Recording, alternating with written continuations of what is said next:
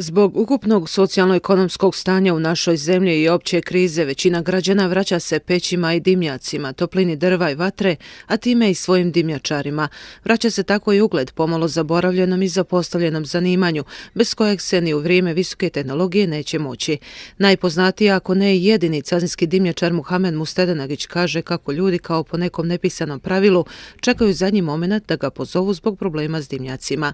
To bi najbolje bilo, pretpostavljamo, prije krećenja maj, juni, juli, august pa i septembar, a naš narod najčešće zove kad pane snijeg, jer kiša ne možeš ići po krovovi, zgrade su zakon, potom je pitanje ili imaju svoje vrata na tavani, u svakom datom momentu možeš to odraditi.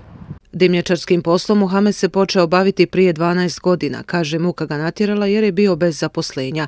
Ističe ipak da nije zažalio jer unatoč opasnosti, a i neizvjesnosti koju sa sobom nosi, ovaj posao je zavolio još kao dijete gledajući kako ga obavlja njegov otac. Dok si na krovu, ne misli ni nešto drugo, nek mislite o poslu i kako ćeš to odraditi da bude i mušterija zadovoljna i ja. Pošto nema neke jake konkurencije u Cazinu i okolnim gradovima, Muhamed obavlja dimnjačarske poslove na području cijelog kantona. Kaže da naiđe period kad danima ima pune ruke posla i solidno zaradi, no da nekad prođe i mjesec dana da niko ne zatraži njegove usluge. Ja za svoje dimnjake bi dao sigurno 10.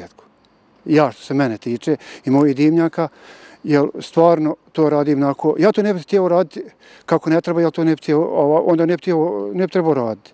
Jer jedan put uradiš kako ne treba, drugi put, treći put ovdje sajlo o klin, baš ko fudbaler Kopačke i završio s karijerom.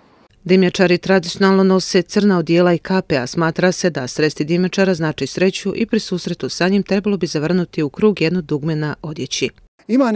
Ima stvarno neki dogodoština budu pa me sretnu pa zovu kad se vidimo taj dan, toliko je sreće. Sad šta je tu? Ne mogu ni ja sebi doći.